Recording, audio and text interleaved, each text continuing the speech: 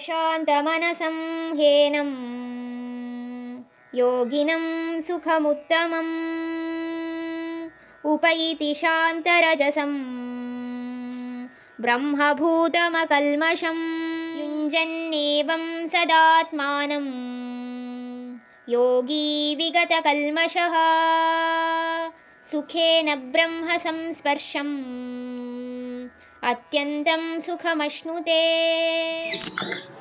ಈ ಕರ್ಮಯೋಗವನ್ನು ಸತತವಾಗಿ ಅಭ್ಯಾಸ ಮಾಡೋದ್ರಿಂದ ನಾವು ಮನಃಶಾಂತಿಯನ್ನು ಹೊಂದು ನಮ್ಮಲ್ಲೇ ನಾವು ಸಂತೃಪ್ತರಾಗಿರುವಂತೆ ಆಗಿ ಈ ತಮಸ್ ಮತ್ತು ರಜಸ್ಗಳಿಂದ ಶಾಂತಿ ಸಿಕ್ಕಿ ಎಲ್ಲ ಪಾಪಗಳಿಂದ ಬಂಧಮುಕ್ತರಾಗಿ ಆತ್ಮ ಸಾಕ್ಷಾತ್ಕಾರವನ್ನೇ ಪಡಿಬೋದು ಅಂತ ಹೇಳಿದ್ದಾರೆ.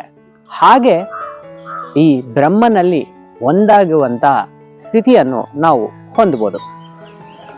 ಯಾವಾಗ ಯೋಗಿಗಳು ಈ ಯೋಗವನ್ನು ಸತತವಾಗಿ ಅಭ್ಯಾಸ ಮಾಡ್ತಾರೋ ಆಗ ಅವರಿಗೆ ಎಲ್ಲ ರೀತಿಯಾದಂಥ ಪಾಪಗಳಿಂದ ಮುಕ್ತ ಹೊಂದು ಅವರು ಆಹ್ಲಾದಕರವಾದ ಅತ್ಯುತ್ತಮವಾದ ಈ ಆತ್ಮದ ಅನುಭವವನ್ನು ಬ್ರಹ್ಮನೊಟ್ಟಿಗೆ ಒಂದಾಗಿ ಅವರು ಪಡಿಬೋದು ಅಂತ ಇಲ್ಲಿ ಭಗವಂತ ಹೇಳಿದ್ದಾರೆ.